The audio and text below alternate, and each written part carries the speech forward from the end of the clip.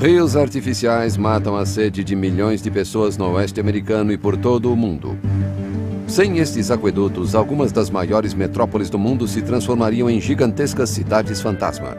Sua tecnologia tem sido usada há mais de 2000 anos. Mas hoje, essas maravilhas da engenharia custam bilhões de dólares, exigindo que milhares de homens trabalhem durante anos a fio. Aquedutos tornaram alguns homens famosos e outros incrivelmente ricos. Em Los Angeles, o sonho de um homem precisou de 100 mil homens para ser construído, e assim nasceu uma grande cidade. No norte da Califórnia, o ecologista mais famoso de nosso tempo se dedica à maior luta política de sua vida, na tentativa de salvar um dos vales mais espetaculares da natureza da grande demanda por água da cidade de São Francisco. A seguir, em Maravilhas Modernas, aquedutos, rios de vida construídos pelo homem.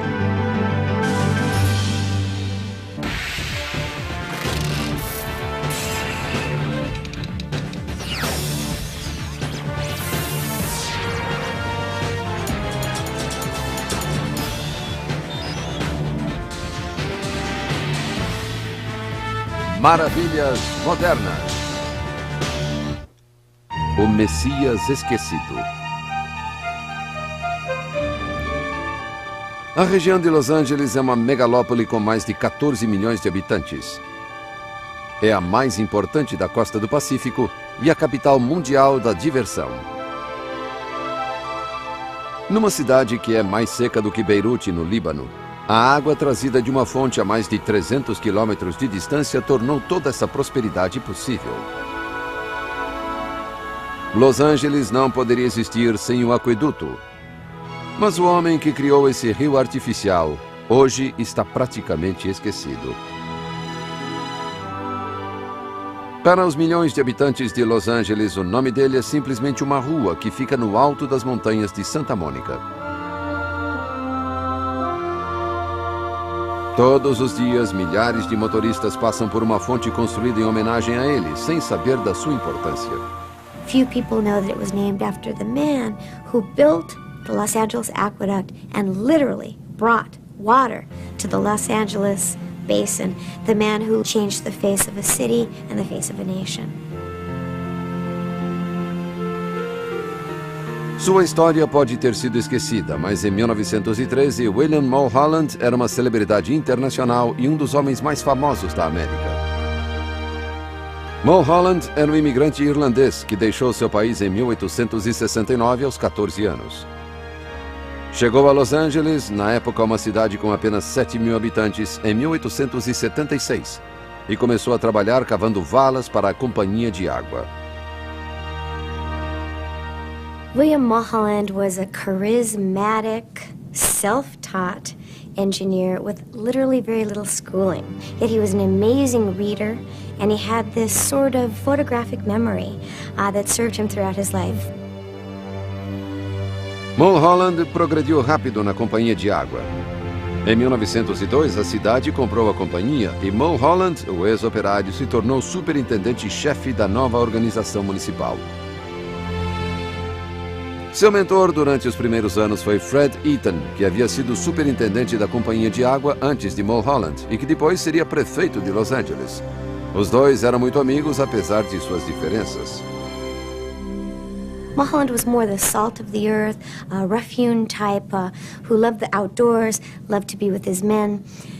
Eaton had a very elite education, and he ran in the very sophisticated Los Angeles social and political circles.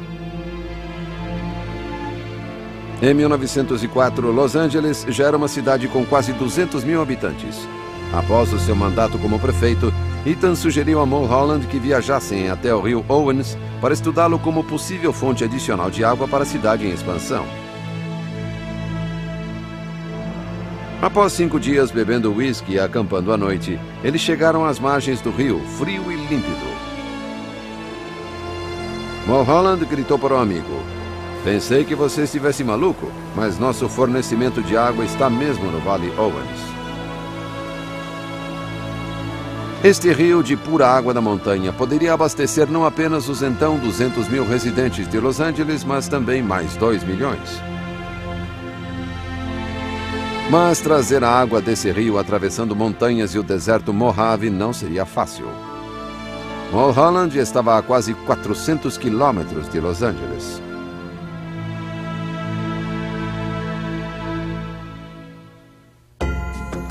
Antigos ancestrais. William Mulholland certamente não foi o primeiro a tentar trazer água de longe para uma região povoada. Civilizações na Ásia e no Oriente Médio construíam aquedutos há milhares de anos, mas o sistema romano é o melhor e mais famoso exemplo de fornecimento de água do mundo antigo. Na verdade, a palavra aqueduto deriva de duas palavras em latim: aqua, que significa água, e ducto, que significa guiar.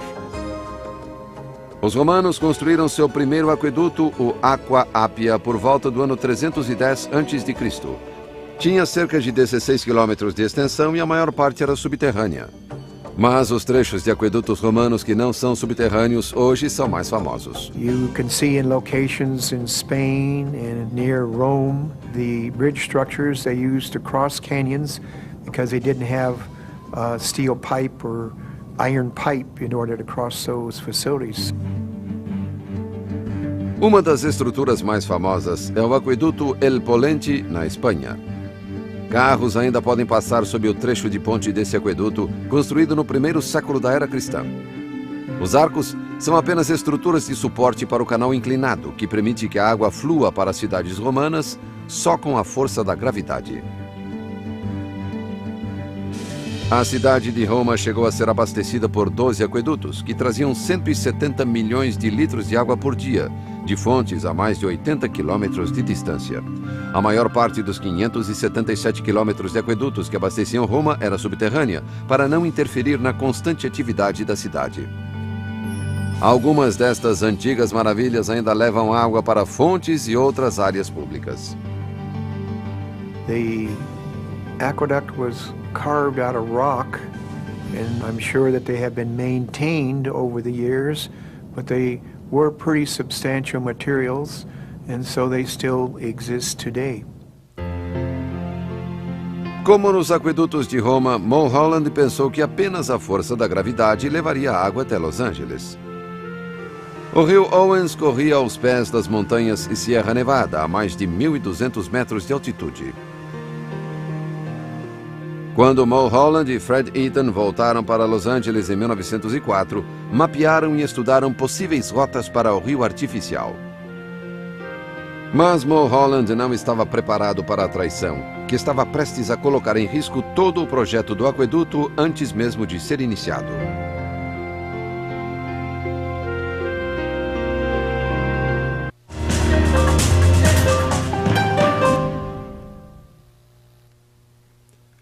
Amigos e comunidades traídos. Depois que Mulholland e Eaton retornaram de sua viagem ao rio Owens, Mulholland se reuniu com os diretores do Departamento de Água de Los Angeles. Contou seu plano para salvar a cidade da seca e fornecer toda a água necessária, construindo um rio artificial através do deserto. Os diretores ficaram muito animados. Todos juraram manter segredo para que o preço das propriedades na rota proposta para o aqueduto não sofresse aumentos abusivos. Mas dias depois, Mulholland recebeu uma notícia chocante sobre seu amigo e mentor. Fred Eaton secretly began to acquire key parcels along the aqueduct route. When William Mulholland learned of this, he hit the roof, and the two friends argued bitterly. Eaton pretendia alugar a terra para Los Angeles e ganhar milhões de dólares nas décadas seguintes. Mas Mulholland frustrou os planos do amigo, convencendo o governo federal a exigir que as terras pertencessem à cidade. Mesmo assim, Eaton ganhou milhares de dólares ao vender suas terras para Los Angeles. Eaton estava determinado a ganhar mais dinheiro. Mulholland, determinado a levar a água a Los Angeles. Os dois homens alcançaram os objetivos, convencendo os fazendeiros das margens do Owens a vender suas terras. Eaton dizia trabalhar num projeto de irrigação federal que traria mais água para as terras dos fazendeiros.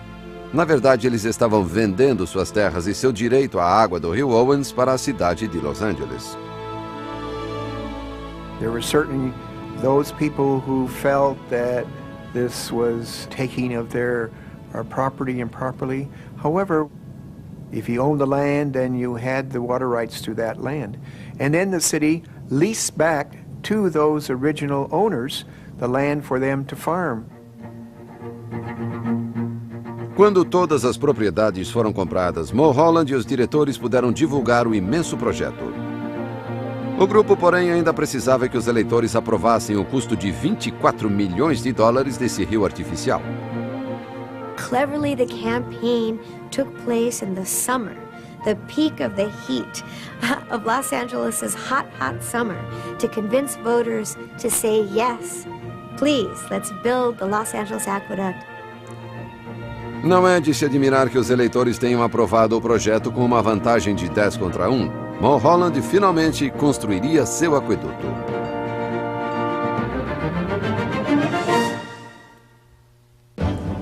A Grande Vala de Bill.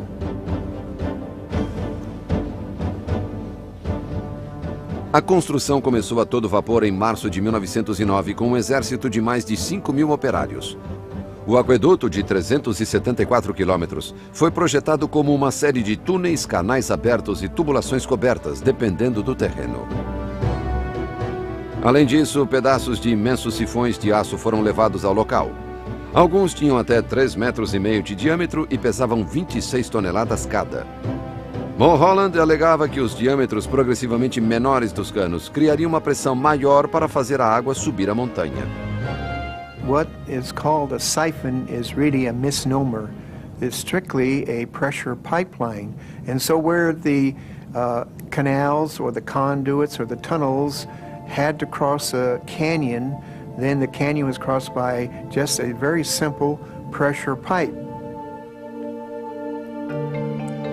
A água seria empurrada para cima e para fora do vale, contanto que a elevação fosse igual ou menor que a do início do sifão.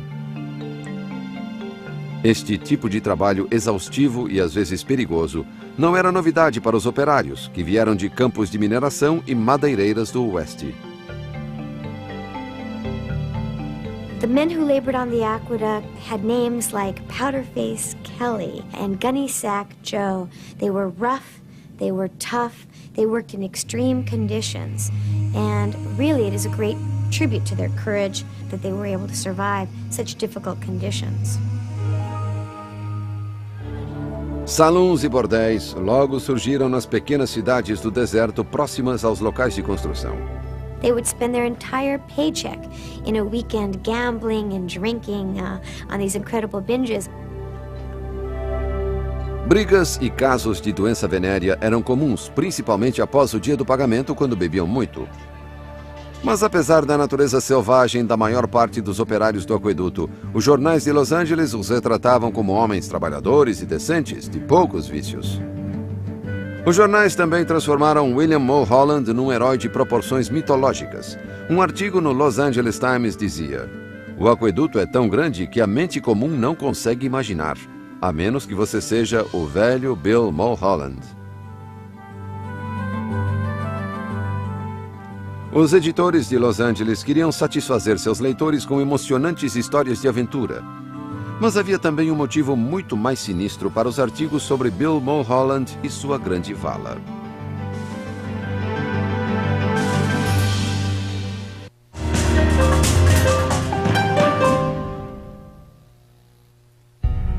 Cerrado de Ouro.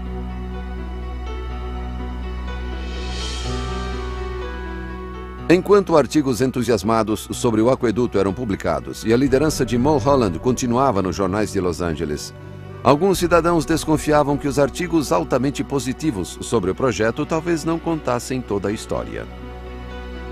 Vários empresários ricos, incluindo os donos dos jornais Los Angeles Times e Los Angeles Express, haviam comprado 16.200 acres de terra no árido Vale de São Fernando em 1905, um ano antes do projeto ser divulgado. Essa terra, aparentemente sem valor, era adjacente ao local onde terminaria o aqueduto. Eles usaram informações secretas fornecidas pelo diretor do Departamento de Água e também investidor, Moses Hazeltine Sherman. Los Angeles did face a water crisis without the construction of the aqueduct, but there's no doubt that the newspaper men who heralded the aqueduct stood to profit from it handsomely upon its completion. Independente dos artigos positivos nos jornais, o velho Bill era um homem simpático, com seu sotaque irlandês e seu raciocínio rápido. Os operários o respeitavam por ele também ter sido operário. Mulholland disse: "Eu preferia me sentar com eles na obra do que estar no meio de médicos, advogados ou banqueiros. Profissionais são treinados para esconder seus pensamentos, mas estes homens são sinceros, diretos e humanos." He was a field person and liked to be on the job, and presumably was very active in that, had little time in the office. Mulholland detestava escrever relatórios, preferindo manter suas anotações em sua mente. Supostamente, esse homem chamado de o chefe sabia de cor a elevação acima do nível do mar, a largura exata de um canal ou o diâmetro de uma tubulação de qualquer trecho da rota do aqueduto. Enfrentando a montanha.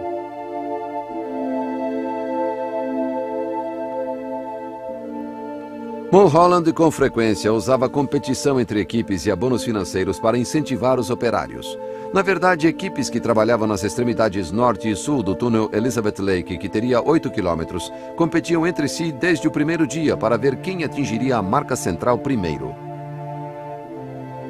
Cavar um túnel dentro da montanha de 1.860 metros de altura, a maior barreira natural do aqueduto, foi uma das tarefas mais difíceis e perigosas de toda a obra. Cavar 3 metros durante um turno de 12 horas era considerado excelente dentro da montanha de areia, pedra e granito. Tunneling was done by drilling and setting dynamite and hauling the material out by little railroad cars.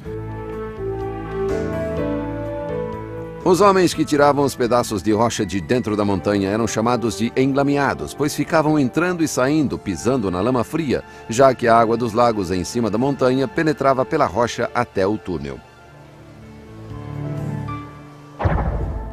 Quase 2 anos após o início da construção, a equipe norte de John Gray trabalhava 2 quilômetros e 400 metros dentro da montanha, quando ouviram barulho de água atrás deles. O túnel havia ruído e uma parede de água de 4,5 metros, saída de um bolsão de dentro da montanha, vinha na direção deles. Mulholland correu para o local e ficou andando apreensivo na entrada do túnel. Várias horas depois, Gray e todos os seus homens apareceram. Estavam cobertos de lama e sangue, mas vivos. As condições de trabalho fora dos túneis também era difícil, já que os homens tinham que enfrentar o instável clima do deserto, onde as temperaturas variavam entre 43 graus e 6 graus negativos. The Mojave Desert is noted for its windstorms, and so they had both rain and snow and hot and cold and wind.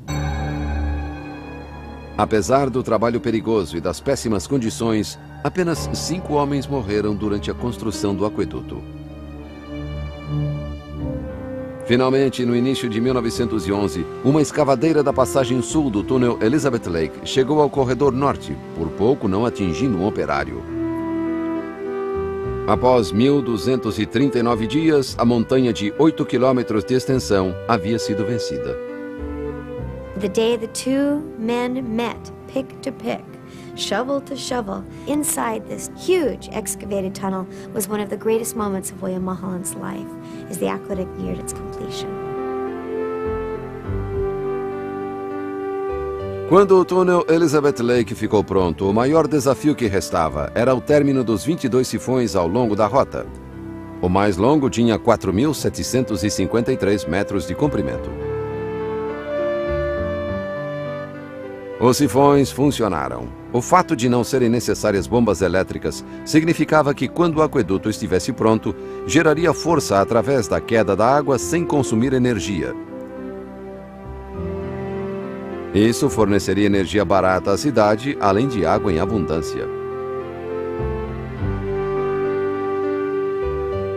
Mais de 100 mil homens trabalharam no aqueduto durante seus 7 anos de construção, mas a responsabilidade por seu término era toda de William Mulholland. Quando os testes finais foram feitos em 1913, ele finalmente teve chance de refletir sobre o imenso desafio que enfrentara. Mulholland disse em 1913: "Não sei por que entrei neste projeto. Acho que foi o irlandês dentro de mim. A natureza é o lutador mais difícil que existe e eu queria lutar. Quando ela me encarou, eu não recuei."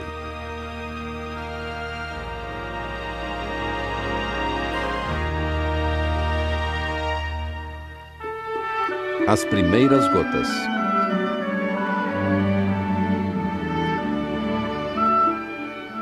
Em 5 de novembro de 1913, um dia quente e ensolarado, 43 mil residentes de Los Angeles, uma entre 5 pessoas que na época viviam na cidade, foram até as grandes quedas d'água no norte do Vale São Fernando. Após muitos discursos elogiando sua visão e determinação, Mulholland finalmente falou. Elogiou os operários por completarem a obra e elogiou Fred Eaton, que decidira não ir devido às mágoas entre eles por ter tido a ideia de construir o aqueduto.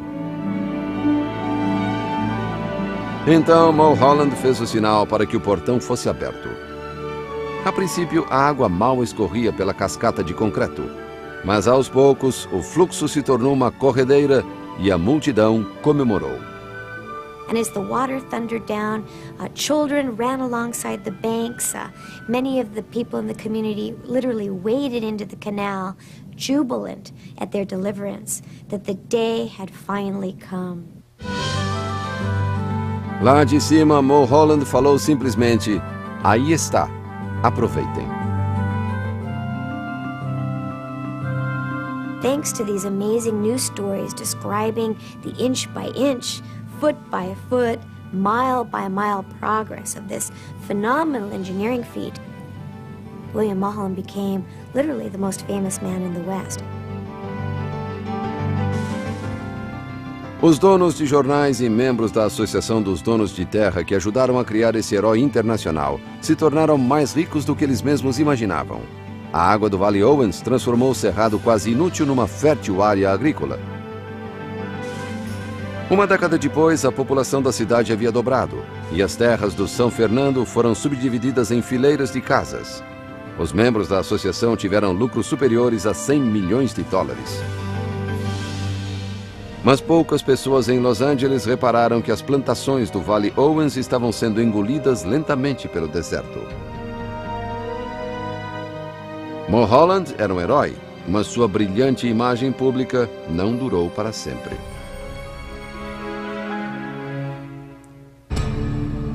Águas mortais.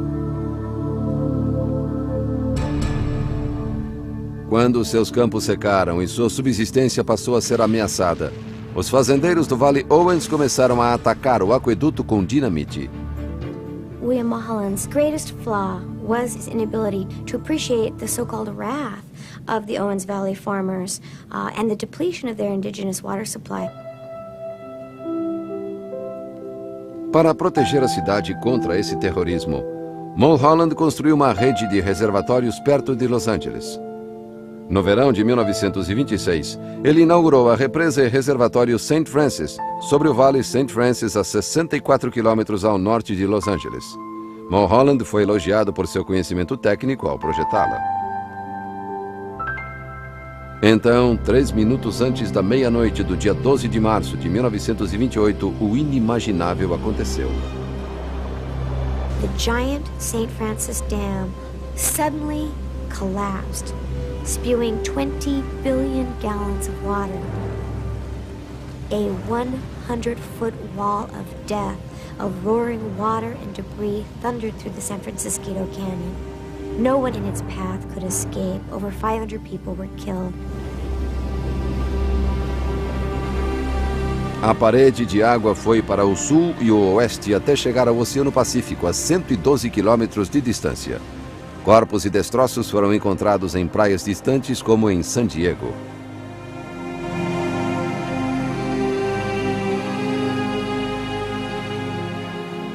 Mulholland e o engenheiro Harvey Van Norman, um de seus amigos mais íntimos, correram para o local. William Mulholland was overcome with grief when he saw the few survivors that still were there, half-dressed, shivering in the dawn light as this hellish scene of death and destruction was revealed. The most famous man in the West became its most hated citizen overnight. Uma mulher que havia perdido toda a família deixou uma placa na frente do que restava de sua casa. Ela dizia apenas: "Matem Mulholland." Ele foi a julgamento por homicídio culposo, mas considerado inocente de qualquer intenção criminosa. Mesmo assim, sua reputação foi destruída. William Mulholland passou seus últimos anos solitário e deprimido, isolado em sua casa. Morreu em 22 de julho de 1935 de arteriosclerose, aos 79 anos. Apesar da desgraça causada pelo desmoronamento da represa de St. Francis, milhares de pessoas foram ao enterro dele. Elas não haviam esquecido que Mulholland havia executado a dificílima tarefa de trazer água para a cidade dos Anjos. William Mulholland, this Irish immigrant, in the end, created the greatest human migration in world history. Thanks to the Los Angeles Aqueduct, some 14 million people now reside in Southern California in a place where there could only be enough water to support originally, say, 250,000 people. Los Angeles não era a única cidade da Califórnia em busca de água na virada do século. Outra batalha se iniciava entre a administração da cidade de São Francisco e o mais famoso ecologista de nosso tempo sobre um belo vale em um dos mais visitados parques nacionais dos Estados Unidos.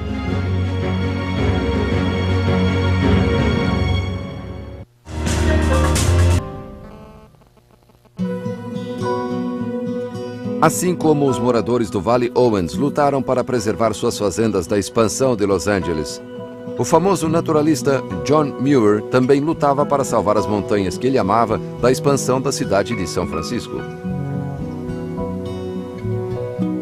O prêmio que a cidade queria era uma das joias das montanhas de Sierra Nevada, os espetaculares paredões de granito, cascatas, campinas e riachos do Vale Hatch Hatchie, que fica ao norte do Vale Yosemite.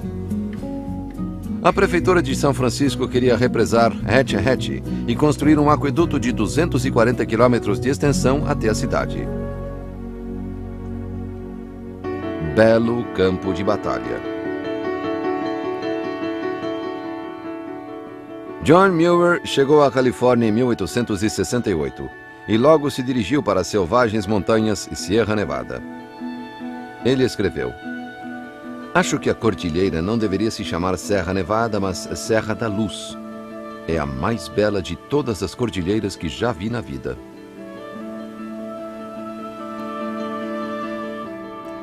Os artigos e esforços políticos de Muir ajudaram a convencer o Congresso a criar o Parque Nacional Yosemite em 1890. O parque incluía, além do Vale Yosemite, o Vale Hatch Hatchie. Mas em 1905, Muir soube que a Prefeitura de São Francisco considerava o Belo Vale e seu rio Tuolumne fontes de água e energia baratas para sua população em expansão. You've got the city situated on the tip of a peninsula, and there's really no water supply to speak of. The very first supplies came from down the peninsula and gradually got further and further away. A batalha que se seguiu à proposta da represa e do aqueduto continuou por 8 anos e envolveu 3 presidentes no conflito.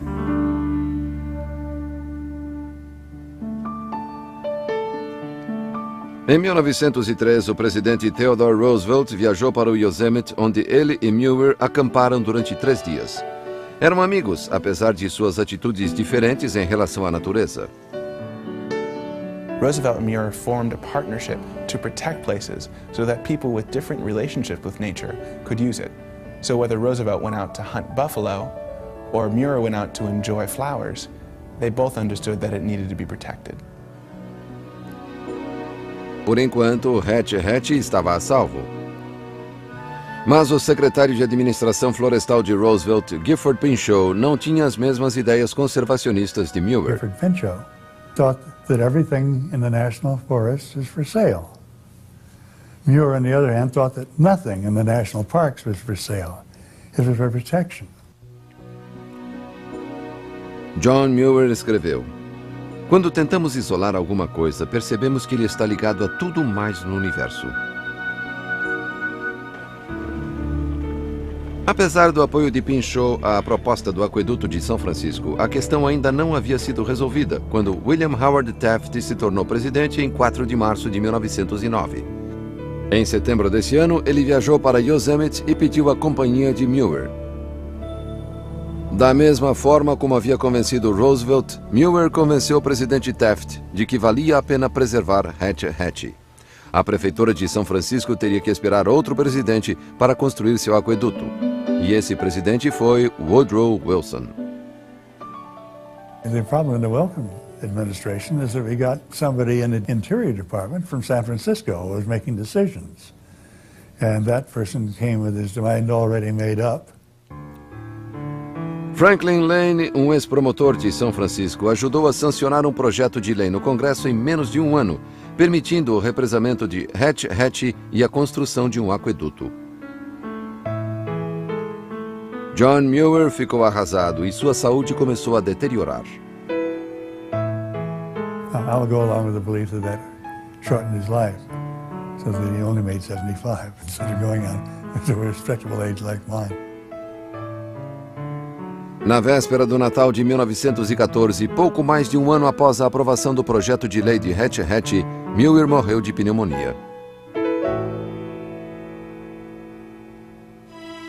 Domando a natureza. Em 1914, estradas e ferrovias foram construídas para o início das obras do aqueduto de 240 quilômetros de extensão. O engenheiro municipal Michael O'Shaughnessy, nascido na Irlanda como William Mulholland, era o responsável pelo projeto. His qualifications were a little better than Mulholland's. O'Shaughnessy had some experience building water systems in Hawaii. He had more of an education, practical education, than Mulholland. Os operários do projeto tinham que enfrentar condições climáticas difíceis, da mesma forma que os homens do aqueduto de Los Angeles fizeram anos antes. Enfrentavam um calor de 38 graus em baixas altitudes na maior parte do ano e invernos rigorosos nas montanhas isoladas.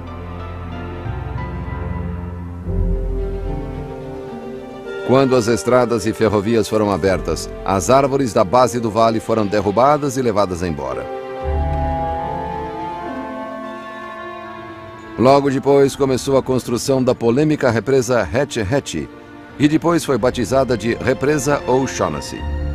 Any dam builder who came upon that site would just probably drool at the perfect site that it is for a dam, because it's got a huge basin behind it that opens up, and it's got granite on both sides, so you can definitely anchor a dam there. As paredes de granito do vale podiam fornecer uma boa fixação, mas as forças glaciais que poliam aquelas paredes também deixaram nele muitos sedimentos. Equipes tiveram que cavar 35 metros abaixo do leito do rio até encontrar rocha sólida para fixar a base da represa. Enquanto a construção da represa continuava, outros operários começaram a cavar um túnel de 30 quilômetros de extensão, chamado apenas de Túnel da Montanha. Os operários levaram 8 anos para terminar esse grande projeto, com um custo de 25 milhões de dólares. Ele fica a 300 metros acima da superfície e sua capacidade é de 300 milhões de litros de água por dia. Desse túnel, a água cairia a quase 400 metros sob as turbinas da hidrelétrica Markinson Creek. A água transportada pela gravidade neste aqueduto iria gerar muitos lucros para São Francisco na forma de eletricidade, um incentivo do qual John Muir suspeitava há muito tempo. They wanted it in order not to get the water, but to produce hydroelectric power and get the revenue from that. There was a very good dam site downstream. They didn't even want to think about it until a long time later. And of course that carries much more water right now. Mas a prefeitura decidiu construir torres de energia apenas para subestações da empresa particular Petróleo e Energia do Pacífico, a mais de 32 quilômetros da cidade. Essa empresa então utilizou a rede elétrica existente para vender eletricidade para os cidadãos de São Francisco.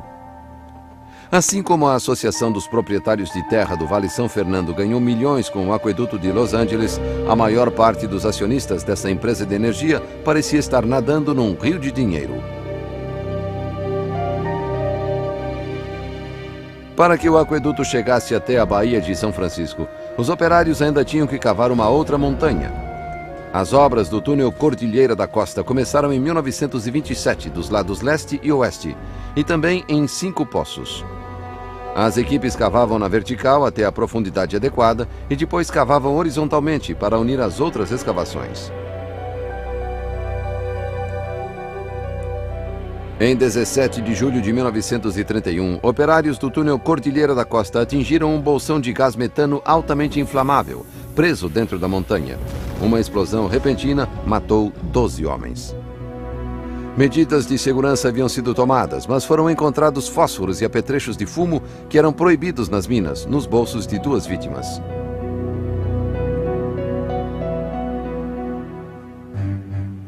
Em 5 de janeiro de 1934, o engenheiro-chefe O'Shaughnessy, de 70 anos, estava no local quando equipes perfuravam os últimos metros do túnel de 40 metros de extensão, na época o mais longo do mundo. Quando o aqueduto atingiu a Baía de São Francisco, O'Shaughnessy e sua equipe construíram uma tubulação para passar por baixo de um trecho da baía para que a água chegasse ao norte da península. It was probably a big cost savings to just go directly across rather than going around the bay.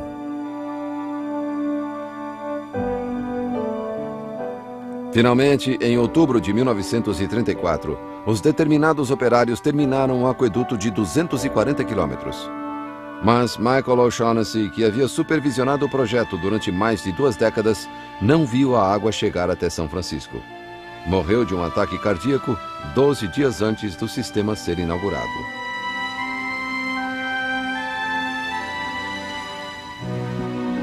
Antes do início das obras, os defensores do aqueduto alegavam que iriam transformar um vale cheio de mosquitos num lindo lago na montanha, com peixes e veleiros. Mas apesar de as paredes de granito continuarem espetaculares, a constante mudança do nível de água do reservatório não permitia que a vida voltasse. When John Muir lost the battle to save Hetch Hetchy, the modern environmental movement was really born. We began to understand why you need to protect places like Hetch Hetchy, because if you don't, you can only lose them once. O polêmico aqueduto de Hetch Hetchy levou mais de 30 anos para ser construído. Abastece São Francisco com 1 bilhão e 800 milhões de litros de água pura de Sierra Nevada todos os dias. A seguir, imensos e modernos aquedutos têm sido construídos recentemente para atender a demanda, enquanto os cientistas lutam para inventar sistemas que forneçam quantidades ilimitadas do fluido mais precioso da Terra. William Mulholland logo percebeu que não era o bastante para abastecer a cidade em expansão. Mr. Mulholland could see that the Los Angeles aqueduct would not be sufficient to supply water for Los Angeles, so he got permission to make surveys of the Colorado River in 1923. O aqueduto do Rio Colorado ficou pronto em 1941. Hoje, este sistema de 480 quilômetros fornece mais de 2 bilhões e 200 milhões de litros de água para a região de Los Angeles todos os dias. No entanto, a água precisa ser bombeada morro acima em grande parte da rota, o que a torna mais cara que a de um aqueduto de gravidade. Já que o aqueduto de Los Angeles de Mulholland fornecia água mais barata que o aqueduto do Rio Colorado, a cidade decidiu aumentar a sua capacidade. Em 1940, o Departamento de Água e Energia o aumentou em 160 quilômetros e em 1970, uma nova tubulação aumentou a capacidade em 50%. The city of Los Angeles relies on aqueducts for approximately 85% of its water. Only 15% comes from the local groundwater. Em 1960, Los Angeles ainda estava com sede.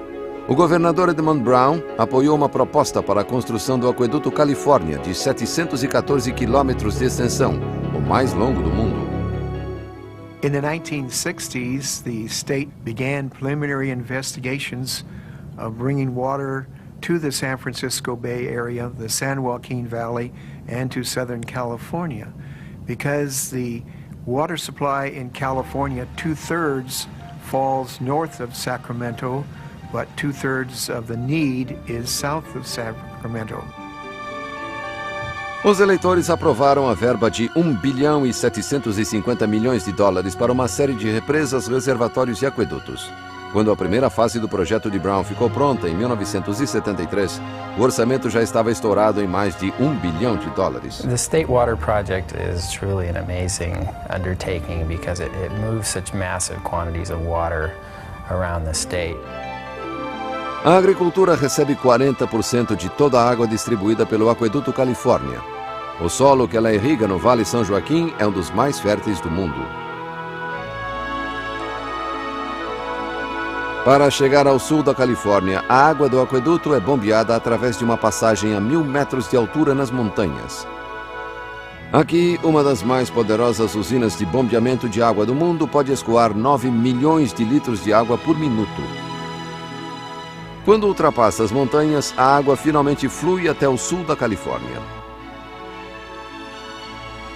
Mas é um engano acreditar que apenas o árido oeste depende destes rios artificiais. A cidade de Nova York é abastecida por 2 grandes túneis subterrâneos, que trazem para a cidade quase 6 bilhões de litros de água fresca das montanhas Catskill todos os dias, através de 3 sistemas de aquedutos. O aqueduto Delaware é o mais novo dos 3 e ficou pronto em 1967. Contém um trecho subterrâneo de 136 quilômetros de extensão, o maior túnel contínuo de qualquer tipo do mundo. Ele fornece cerca de 50% da água da cidade. Os outros 2 aquedutos são bem mais antigos, e os 2 túneis aos quais estão conectados estão sempre em obras desde que ficaram prontos, em 1917 e 1936.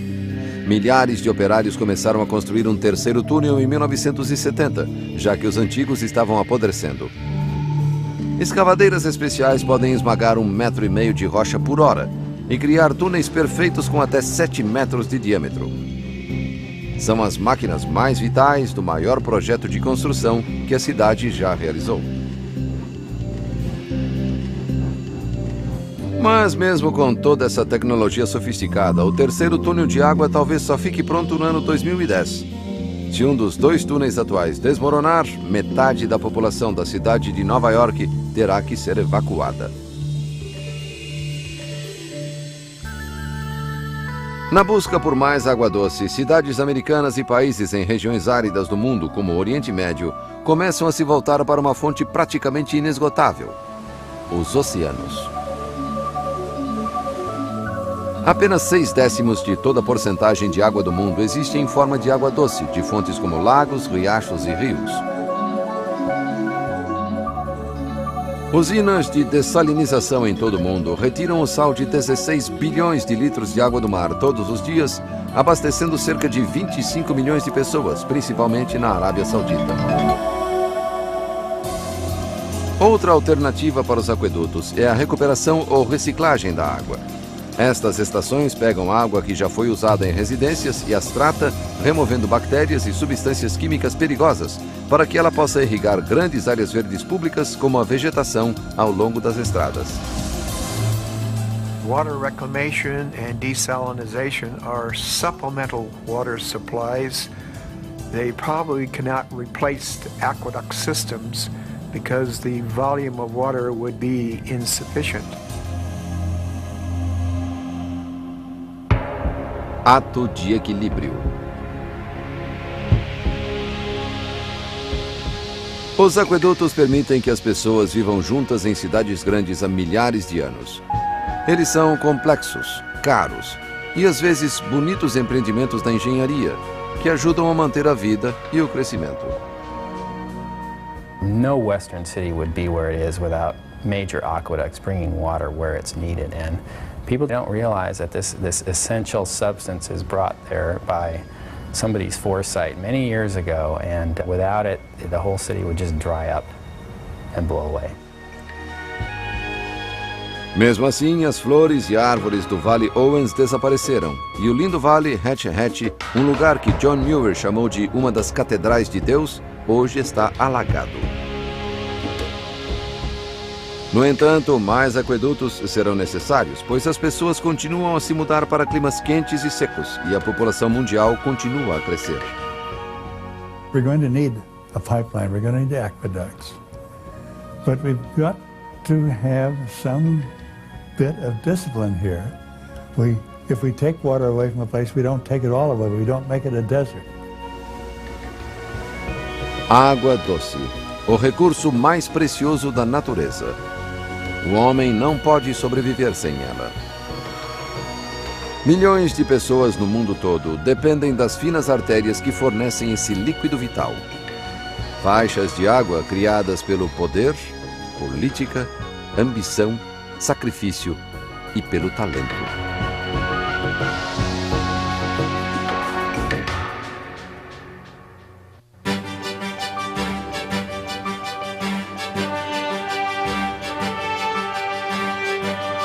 E no Oriente Médio construíam aquedutos há milhares de anos, mas o sistema romano é o melhor e mais famoso exemplo de fornecimento de água do mundo antigo. Na verdade, a palavra aqueduto deriva de duas palavras em latim: aqua, que significa água, e ducto, que significa guiar. Os romanos construíram seu primeiro aqueduto, o Aqua Appia, por volta do ano 310 a.C. Tinha cerca de 16 quilômetros de extensão e a maior parte era subterrânea. Mas os trechos de aquedutos romanos que não são subterrâneos hoje são mais famosos. You can see in locations in Spain and near Rome the bridge structures they used to cross canyons because they didn't have steel pipe or iron pipe in order to cross those facilities. Uma das estruturas mais famosas é o aqueduto El Polente, na Espanha. Carros ainda podem passar sob o trecho de ponte desse aqueduto, construído no primeiro século da era cristã. Os arcos são apenas estruturas de suporte para o canal inclinado, que permite que a água flua para as cidades romanas só com a força da gravidade. A cidade de Roma chegou a ser abastecida por 12 aquedutos, que traziam 170 milhões de litros de água por dia, de fontes a mais de 80 quilômetros. Rios artificiais matam a sede de milhões de pessoas no oeste americano e por todo o mundo. Sem estes aquedutos, algumas das maiores metrópoles do mundo se transformariam em gigantescas cidades fantasma. Sua tecnologia tem sido usada há mais de 2000 anos, mas hoje essas maravilhas da engenharia custam bilhões de dólares, exigindo que milhares de homens trabalhem durante anos a fio. Aquedutos tornaram alguns homens famosos e outros incrivelmente ricos. Em Los Angeles, o sonho de um homem precisou de 100 mil homens para ser construído, e assim nasceu uma grande cidade. No norte da Califórnia, o ecologista mais famoso de nosso tempo se dedica à maior luta política de sua vida, na tentativa de salvar um dos vales mais espetaculares da natureza da grande demanda por água da cidade de São Francisco. A seguir, em Maravilhas Modernas, aquedutos, rios de vida construídos pelo homem.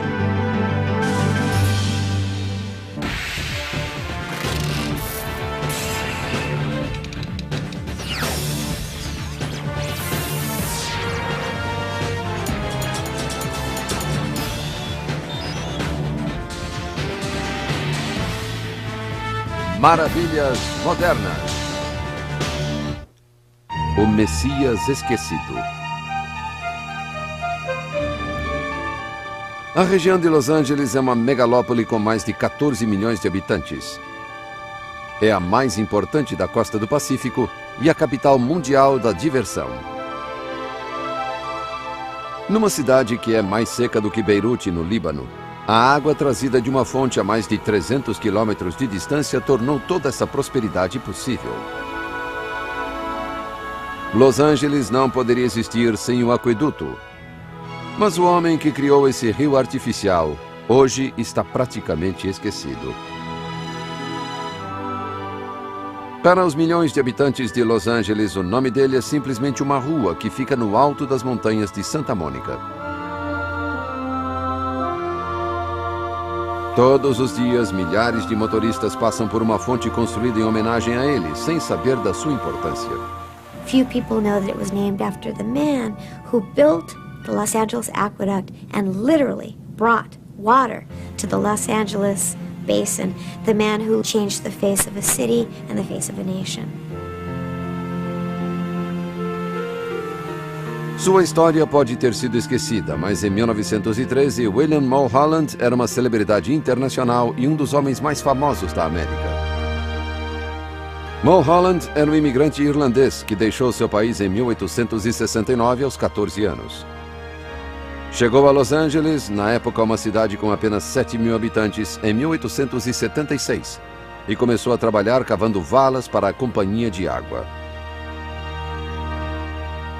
William Mulholland was a charismatic, self-taught engineer with literally very little schooling. Yet he was an amazing reader, and he had this sort of photographic memory that served him throughout his life. Mulholland progrediu rápido na companhia de água. Em 1902, a cidade comprou a companhia e Mulholland, o ex-operário, se tornou superintendente-chefe da nova organização municipal. Seu mentor durante os primeiros anos foi Fred Eaton, que havia sido superintendente da companhia de água antes de Mulholland e que depois seria prefeito de Los Angeles. Os dois eram muito amigos, apesar de suas diferenças. Mulholland was more the salt of the earth, a rough-hewn type who loved the outdoors, loved to be with his men. Eaton had a very elite education, and he ran in the very sophisticated Los Angeles social and political circles. Em 1904, Los Angeles já era uma cidade com quase 200.000 habitantes. Após o seu mandato como prefeito, Eaton sugeriu a Mulholland que viajassem até o rio Owens para estudá-lo como possível fonte adicional de água para a cidade em expansão. Após 5 dias bebendo whisky e acampando à noite, eles chegaram às margens do rio, frio e límpido. Mulholland gritou para o amigo: "Pensei que você estivesse maluco, mas nosso fornecimento de água está mesmo no Vale Owens." Este rio de pura água da montanha poderia abastecer não apenas os então 200.000 residentes de Los Angeles, mas também mais 2 milhões. Mas trazer a água desse rio atravessando montanhas e o deserto Mojave não seria fácil. Mulholland estava a quase 400 quilômetros de Los Angeles.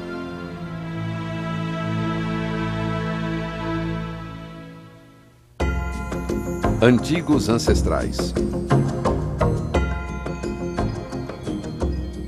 William Mulholland certamente não foi o primeiro a tentar trazer água de longe para uma região povoada. Civilizações na Ásia